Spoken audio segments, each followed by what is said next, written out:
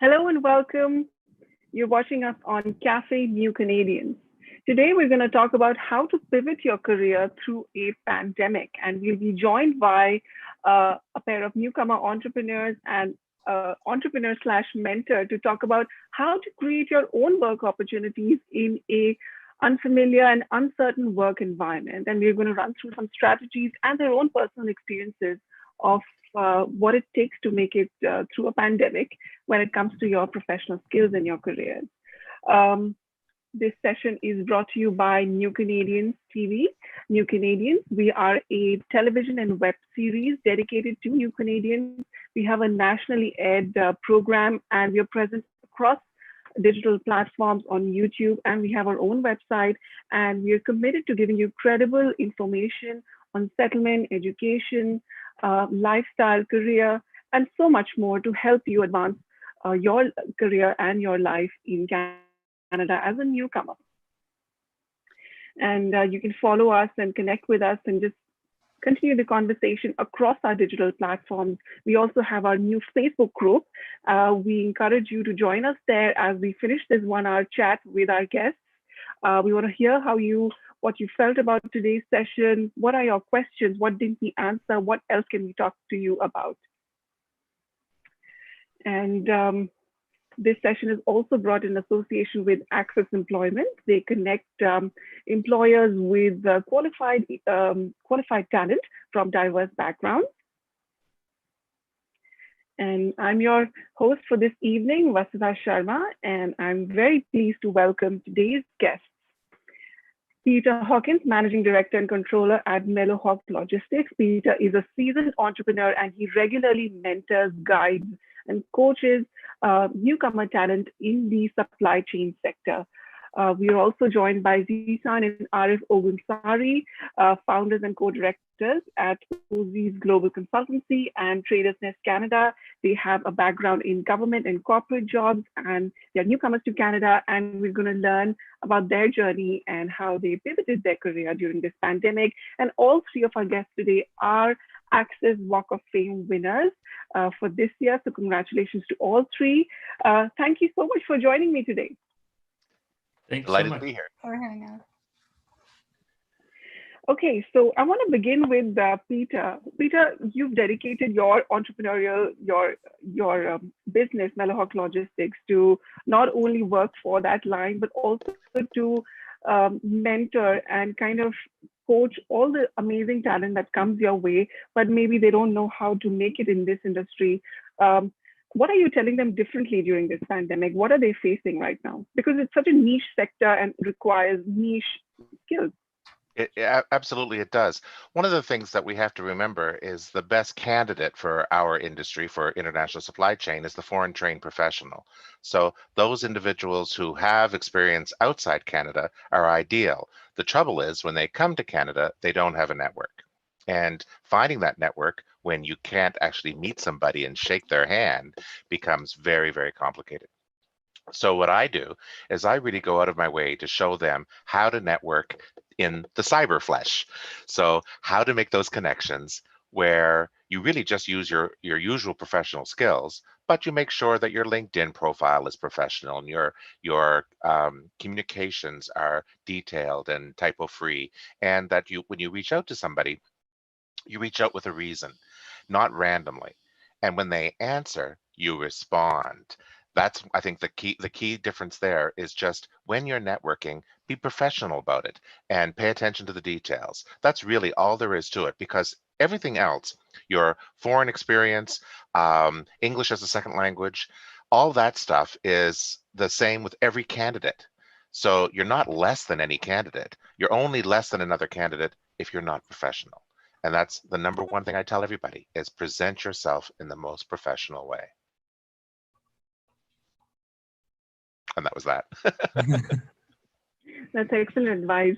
Zisan and Arif, you both made the ultimate pivot during this pandemic and also 2 years ago when you came to Canada.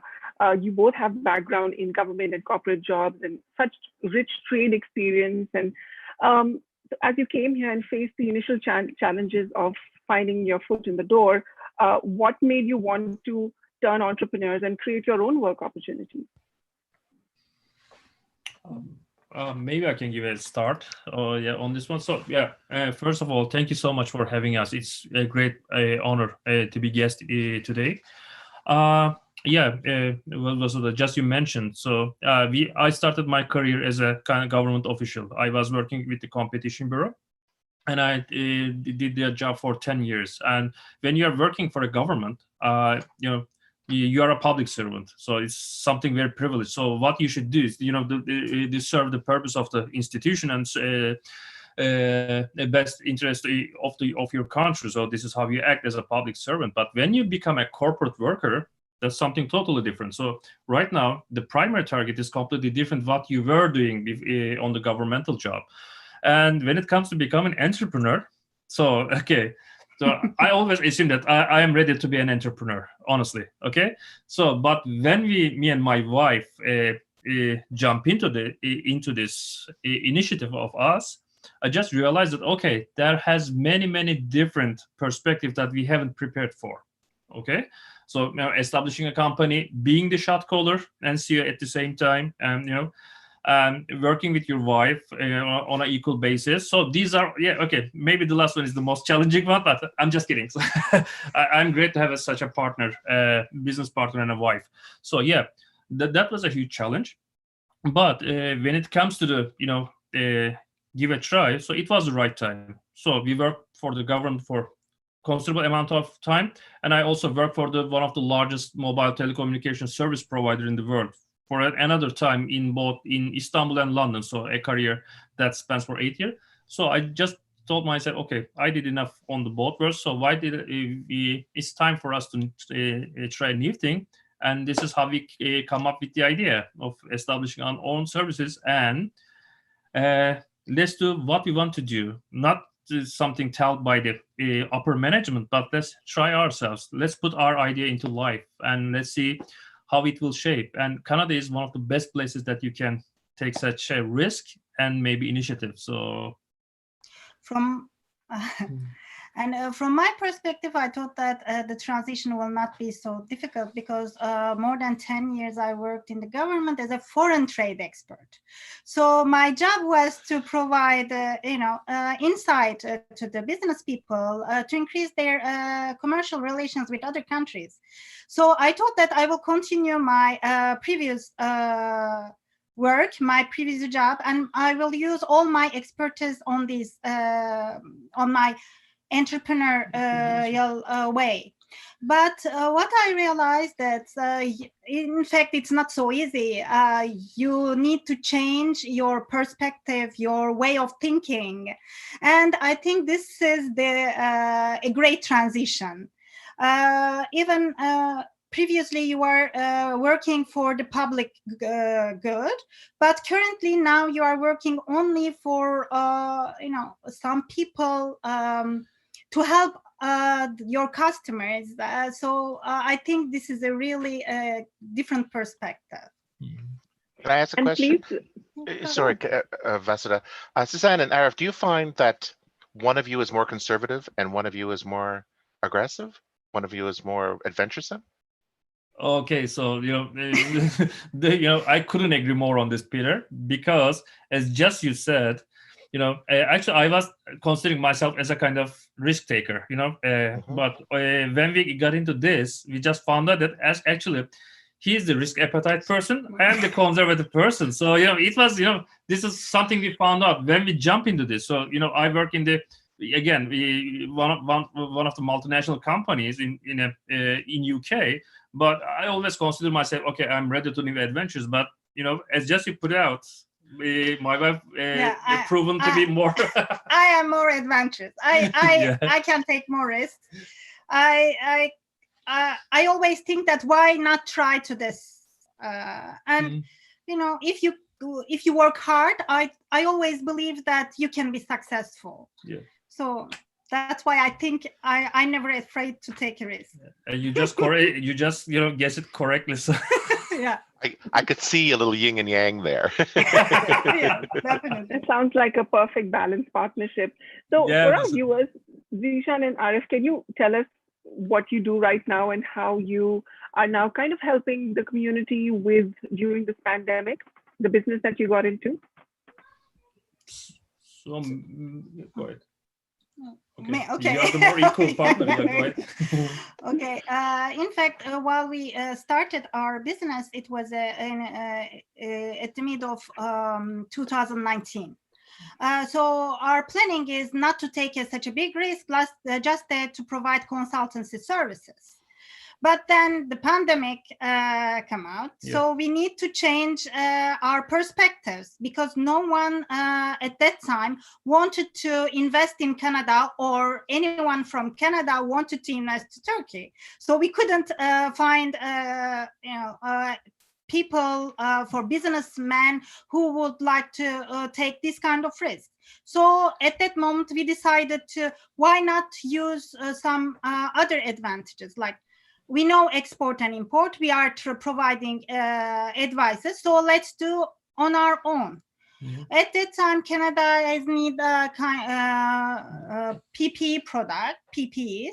So we knew that Turkey has a great manufacturing capabilities, and we decided to bring masks in Canada. So currently, what we are doing, it's mainly to bringing import.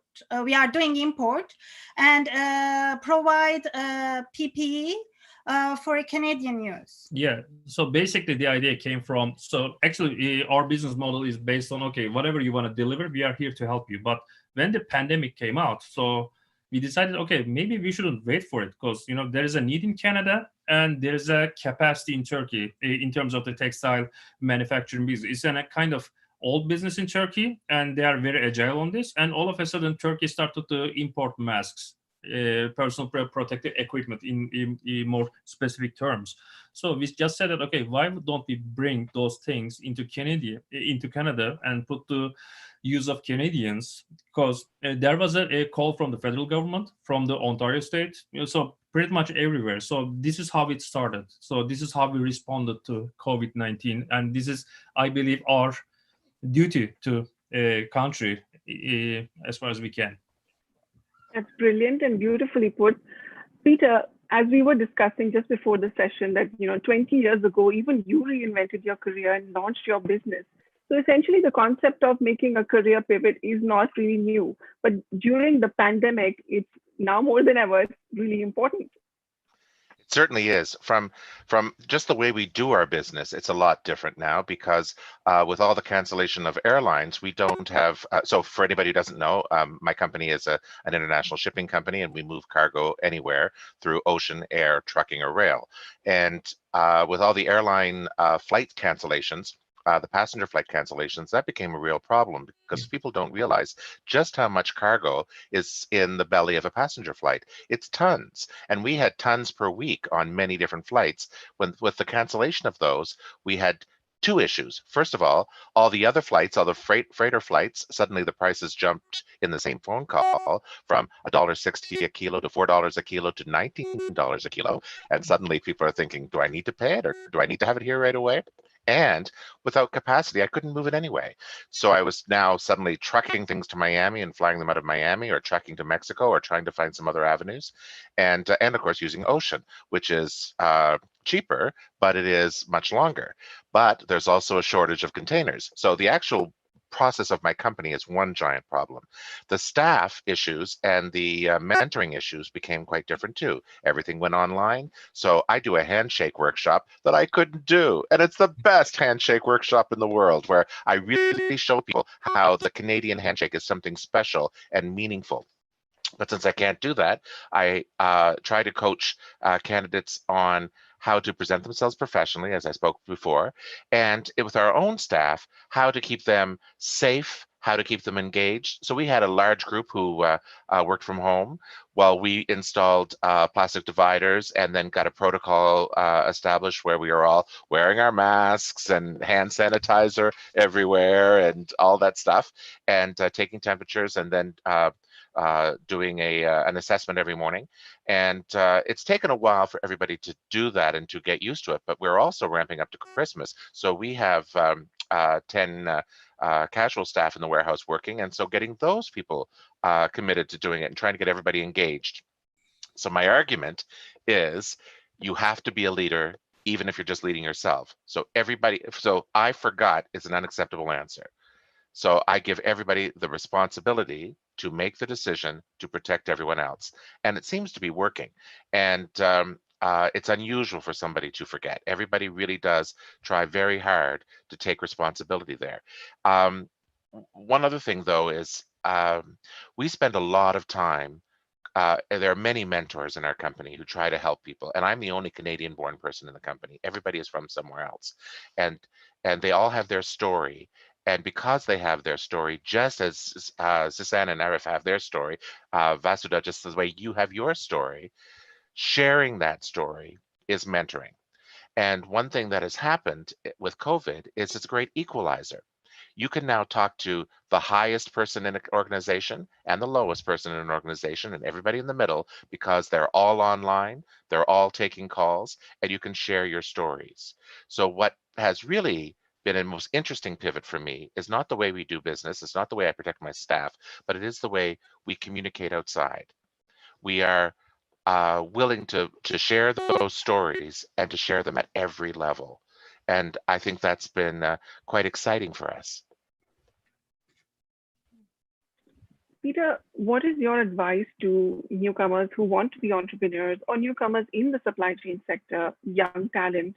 I mean, the odds are really stacked against them because they don't have a network here. How do they get started? Because that's really the key advice everybody gives to wannabe newcomer entrepreneurs. Just get started. But how? Because you don't know anybody.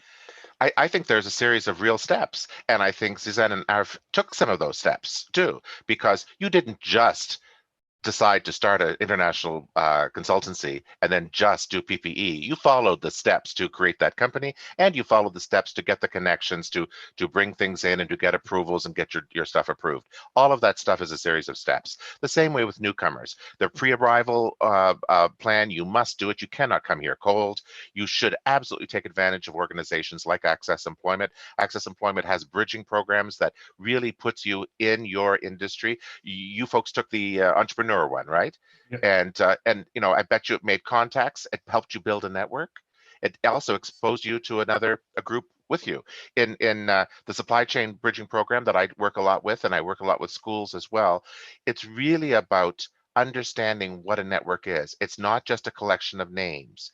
It is true connections, and you have to do that with a series of steps. In terms of being an entrepreneur here, there are resources for newcomers, there are resources for women, there are resources for people of color, there are resources for diverse suppliers. All of those things exist, and they are not that far away and not that hard to get a hold of. But if you don't know about them and you don't look, you're lost. And so my advice to everybody is to do your research. Reach out to everybody here. Reach out to New Canadians TV. New Canadians is a great resource right there. You folks know everybody, and you really do know everybody. So I say reach out to you folks and make a meaningful connection so that you understand that there are a series of steps. And if you fulfill those steps, then great. I get people who contact me and say, can I get some advice from you? And I give the advice. 6 months later, they say, they don't take my advice. They don't make the changes on their LinkedIn, but then they ask for a recommendation.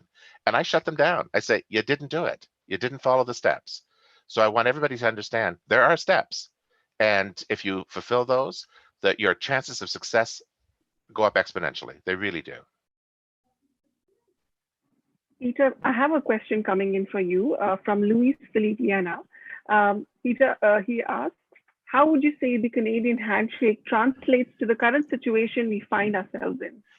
Well, the Canadian handshake, which you're not doing now, but the philosophy behind it, I think, still exists. It is not an aggressive handshake, and it's not a weak handshake. It's right in the middle, and it's looking in the eye, and it's one shake. So I would say not too strong, not too soft, right in the middle, one shake. And what it is a greeting. It is a welcoming. And so you can still do that verbally. You can still do that online. You can still do that on the phone. You can still do that in emails. What you do is you don't just say, this is my elevator pitch. This is my resume. I have 10 degrees. This is what I want. It is not about that. It is about a greeting of getting to know somebody and asking questions so that you can identify if that person has a need that you can fill, or if that person is interested in what you're selling.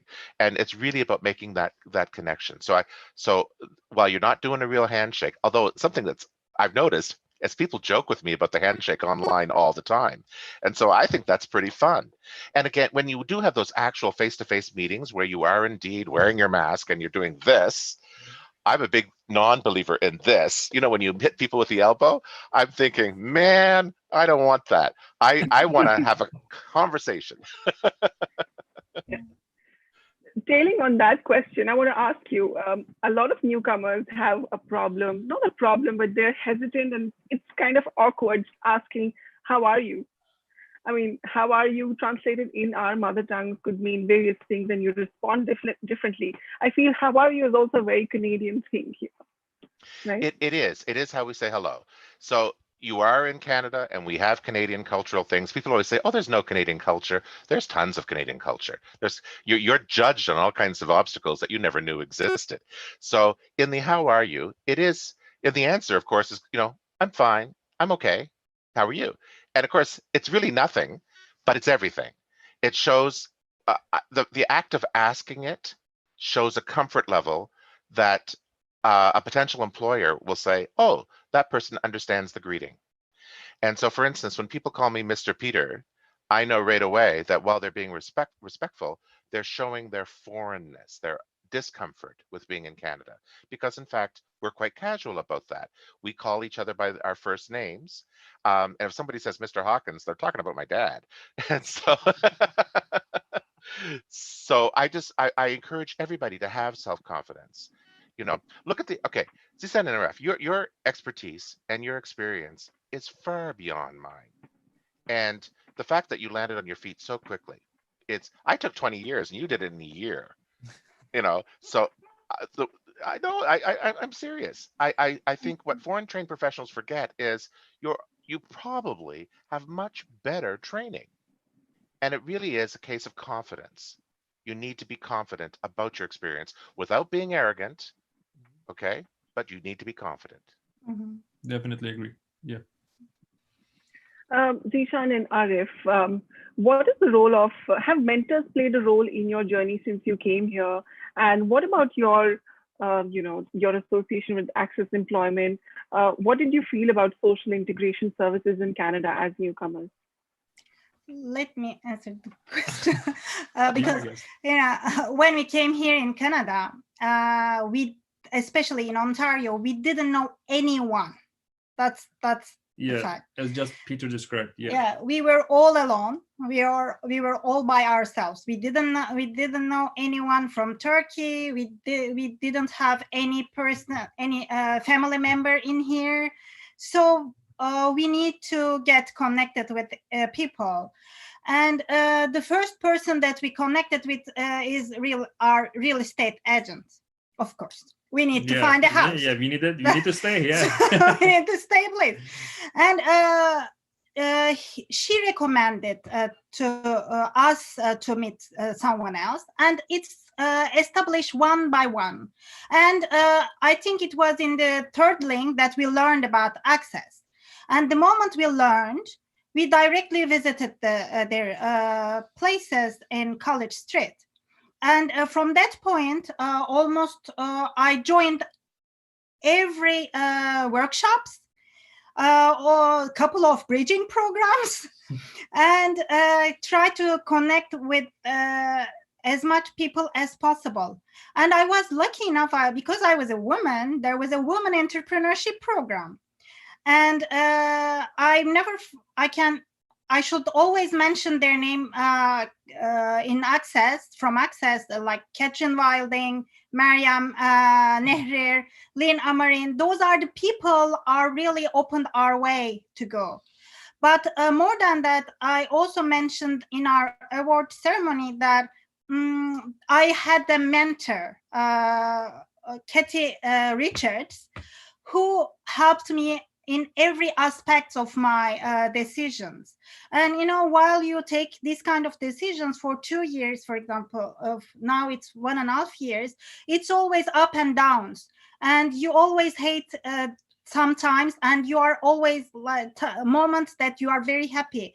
And at that moment, are especially my mentor helped me a lot and show me the way when I'm lost.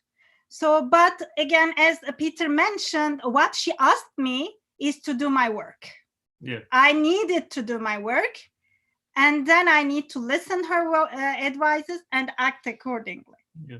Yeah. So just to add on to that, so we have been in Washington D.C. for almost 3 years. We lived in the UK, London, in 2.5 years. And when we came to Canada, we said that okay, we have been in most of the English-speaking countries, so it will be fine. But speaking a language doesn't give you the access to the country's resources. You have to know the ground rules, right? As just Peter elucidated perfectly. So you have to know the ground rules, how to communicate people. So what you're saying has many different reflections on different people. So you have to know the culture. So I think participating in ACCES workshops, at least one of them, should be a kind of mandatory thing for newcomers to Canada. I'm serious on that. I'm not joking. So it has to be a kind of mandatory thing to settle down or land in Canada. So you have to go there. And this is, where we feel we have been embraced with the new culture. We have been welcomed. And Canada,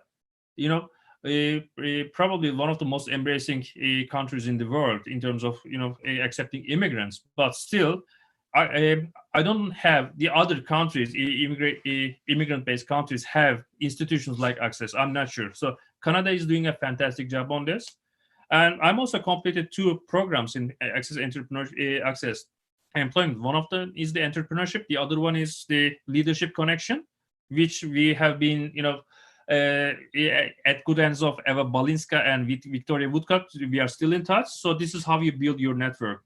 Where you came from, you had a huge network you didn't know. You understand your network when you came to Canada and lost all your connections in your home country, right? So in your new home country, it's up to you. Do your homework, build your network, get in touch with people, and listen. Because yeah, you should have listened. So I'm not a good listener, by the way. This is what my wife says always about me. But you have to listen. You have to listen. So that's all I can say. It's so funny. Peter, sorry. Yeah, go ahead.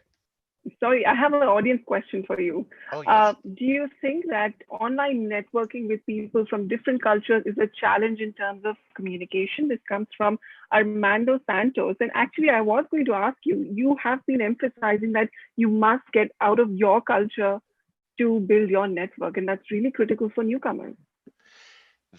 That is essential that you get out of your culture, because there's sort of 2 reasons here. First of all, to answer Armando's question, the language difficulties and language complications are going to exist. In my industry, everybody has English as a second language. So as long as you can tell the difference between going to and going from, so the cargo is going in the right direction, then you're going to be fine.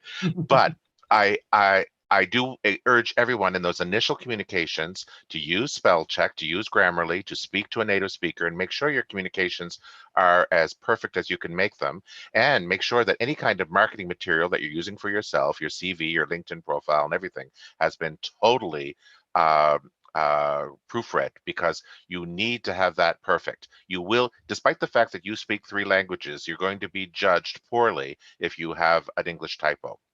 Yeah. That said, I also think that getting out of your culture, the advantage is you are measured on your skills.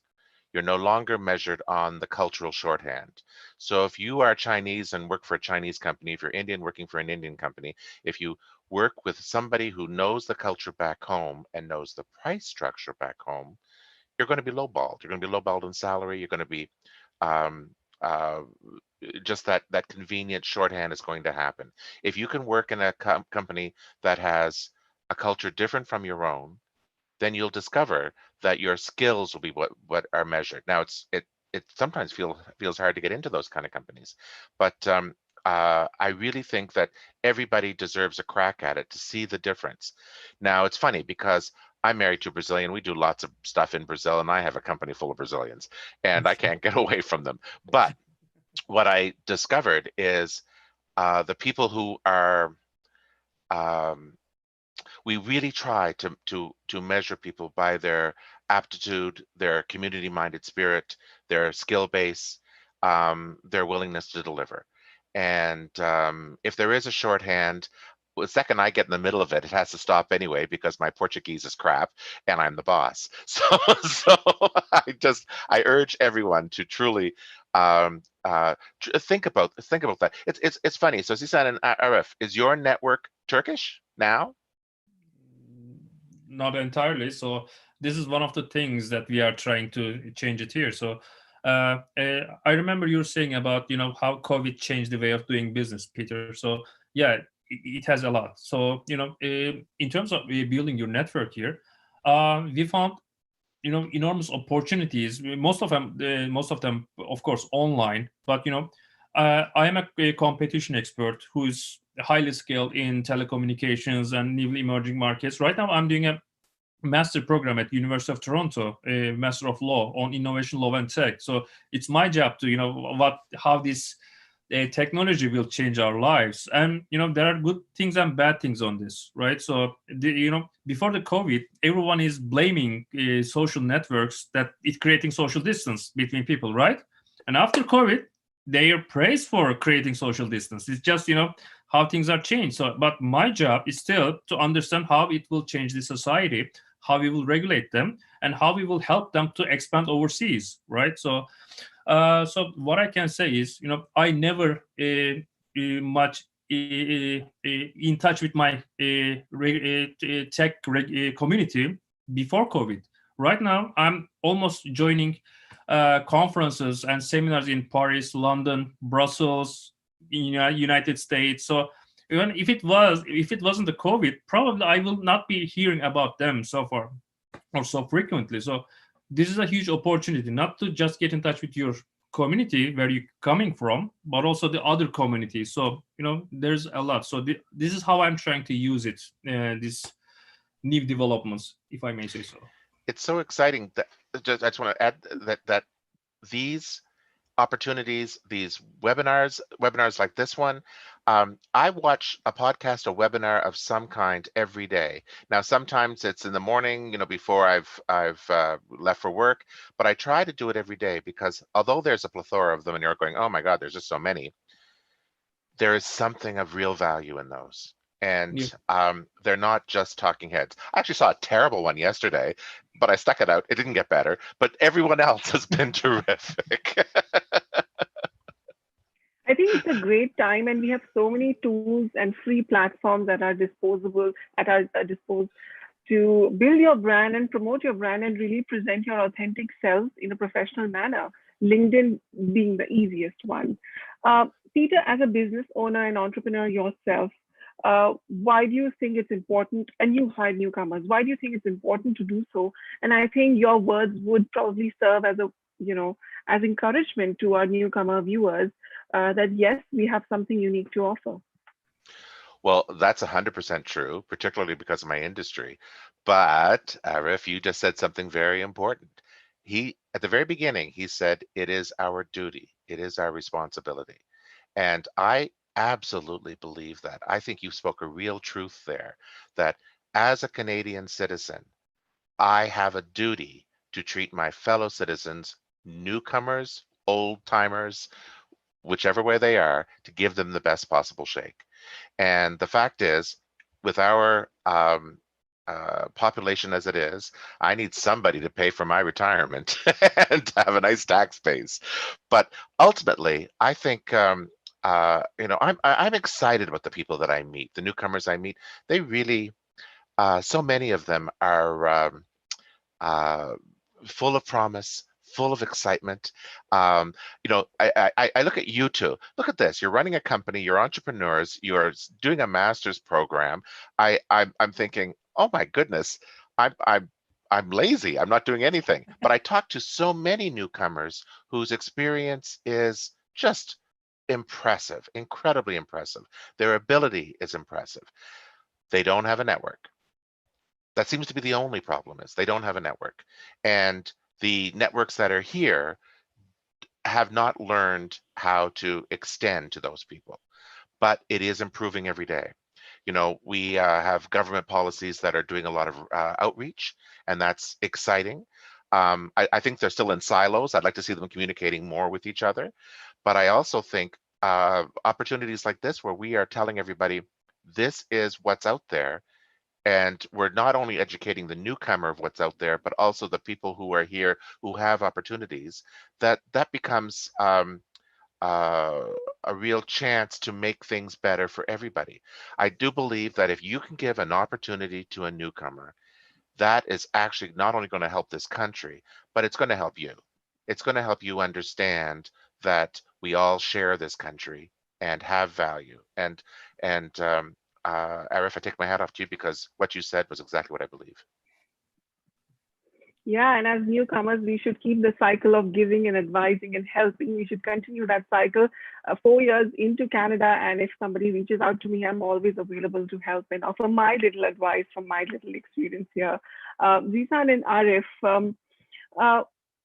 in 2018, when you came here, how have you, what have you observed in yourselves, and how have you evolved as professionals in terms of your soft skills and just how you conduct yourself and interact with Canadians?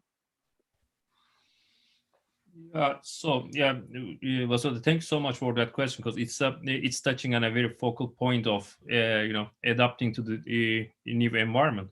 So most of the people who can make it to Canada are highly skilled in some professions, right? So they might be very good engineers, architects, I don't know, economists. But the thing is, you should be good at soft skills. So Canada is a kind of country that it requires you to become specialized in a couple of areas and expert on this. So Canada is usually like experts, not the general, generalist with large spectrum. So they want somebody to focus on area, go into deep that profession and specialization area, and expects you to be good at your job. And other than that, it also pays enormous attention to your soft skills, how you communicate with people, how you are, interacting with each other. So there is also a term for newcomers. It's a kind of nightmarish word, which is called Canadian experience. So when I came here, I thought myself, I work one of the largest mobile communication companies, so it might be easy. But the Canadian experience, not with what your skill set, it's not related with that. It's related how you communicate and how you dedicate yourself to your tasks and how you perform on them and how you receive your feedback. For example, where I came from, feedbacks are usually comes in a tough forms. Okay, when you read the mail, you will definitely understand you have a problem. But here in Canada, they may say that, okay, you might be considering of doing this in that way. And I said myself, okay, I'm fine, but it's not. So they are very nice people, Canadians, right? So they are giving you a message, and you should be in a position to understand that, okay, it's like the sandwich type of review. So they are saying good thing at the beginning, they are going good thing at the end.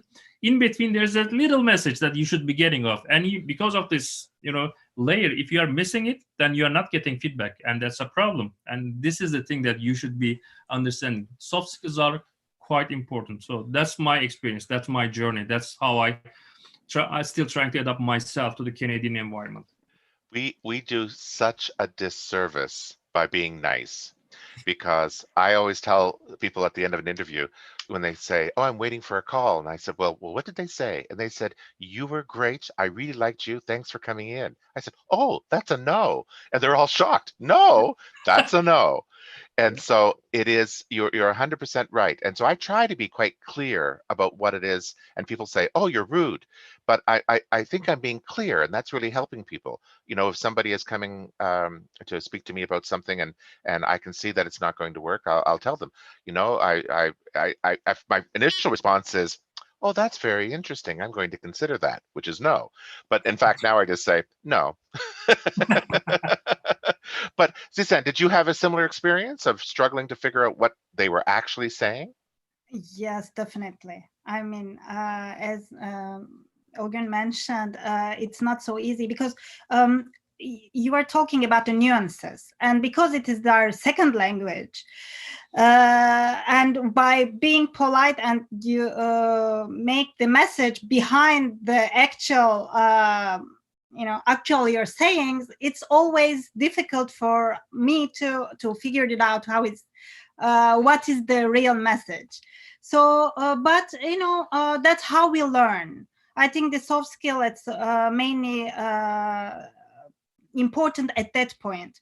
Of course, we need to give, I think, time to ourselves. We are gonna do lots of mistakes.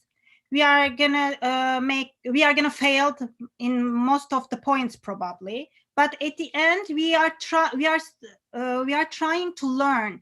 We are trying to develop ourselves and expand our knowledge. So this is a way of learning, I guess. And soft skills at that point are very, very important. Vasudha, I have a question for you. You're a journalist, and that's a highly judged industry. You're coming into a foreign market. What was the response? How do people feel about you coming in and telling our stories to us? I think my challenges were not knowing enough about the local culture or just how the news works or the political environment. And even when I managed to learn enough to be able to be called for interviews, then there was the aspect of knowing the newsroom softwares. And I would agree with Zisan's point, feedback is always, and their comments at the end are so encouraging that you almost feel like, wow, I think I've just made it, until you don't hear from them or you hear. But at many of the organizations where I was interviewed but not successful, I have received feedback, and they have also explained why they went with another candidate. And that kind of gave me a leading point to the aspects of my skills that I need to work on, maybe gain some technical skills and maybe learn more about a certain topic. So I don't see them as failures. I see them as stepping stones to my ultimate, my current job. And I think what we just discussed is so interesting. While we talk about strategies to pivot our job, our career, I think a mindset pivot is equally important. A lot of us come with a lot of baggage of, we were this in back home, we have 10 years of experience, and all of that doesn't count. I think 4 years working professionally in Canada, I can tell you I'm still learning. I have unlearned 7 years of my career back home in India, and I'm still making mistakes. I have a plethora of cringe-worthy moments here.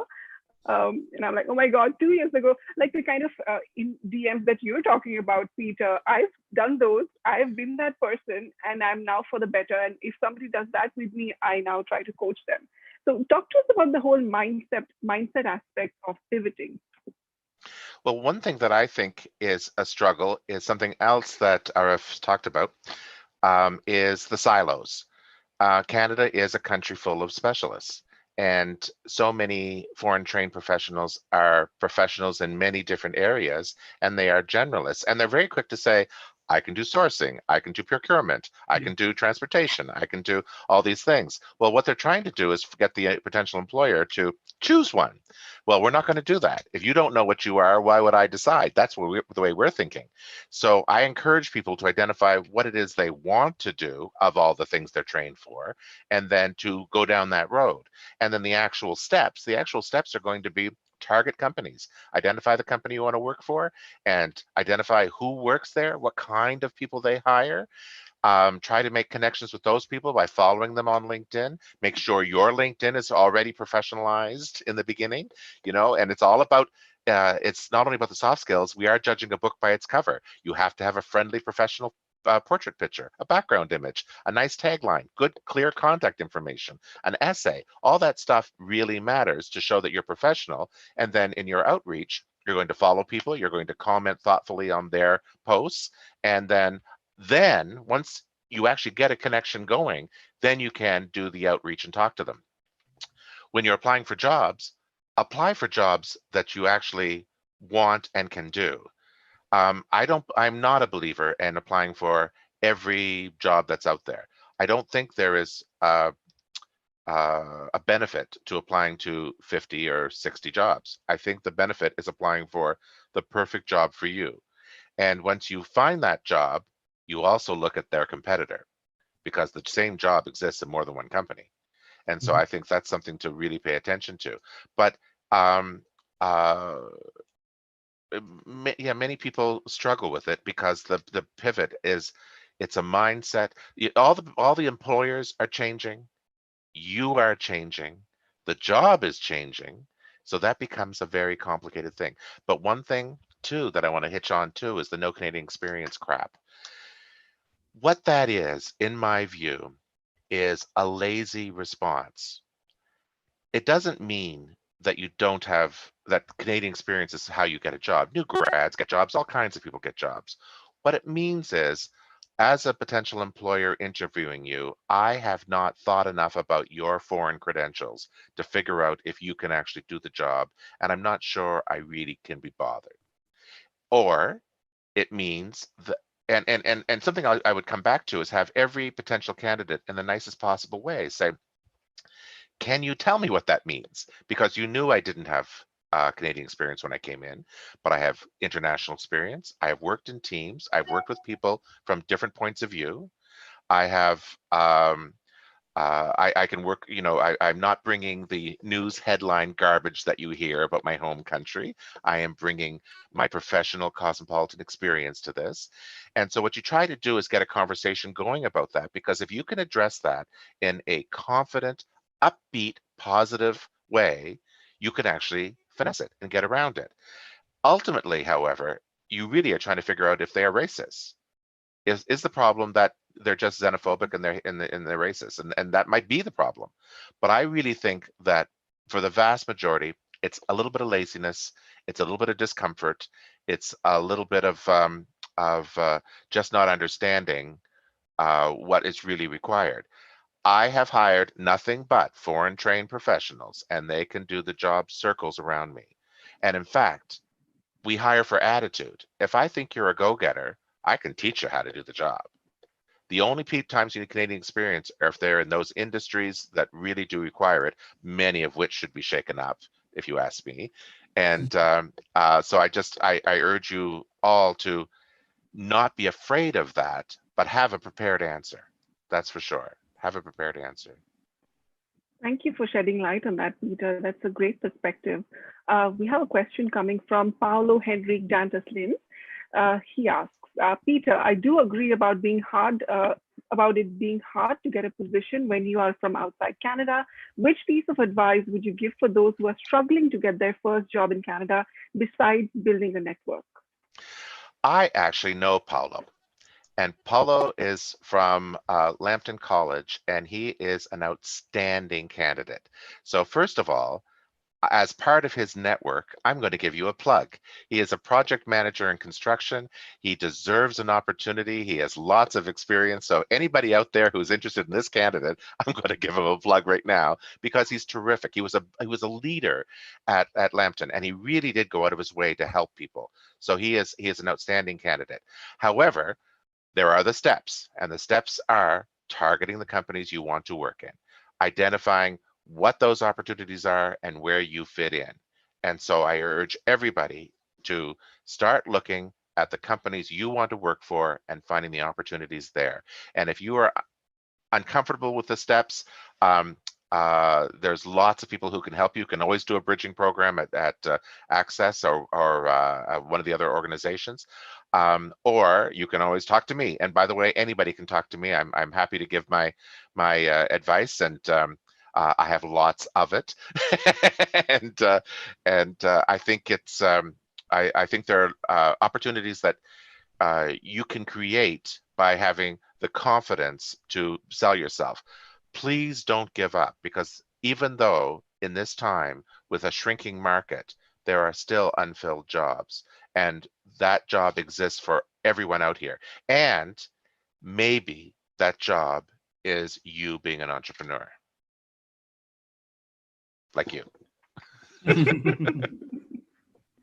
Zisan and Arif, like earlier we spoke about, Peter spoke about having the right attitude and those soft skills.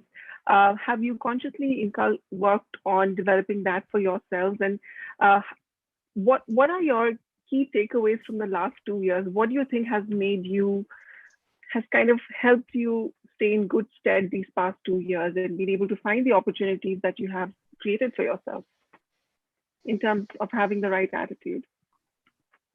In fact, from my point of view, I am still in a learning process, and every day I'm learning new things.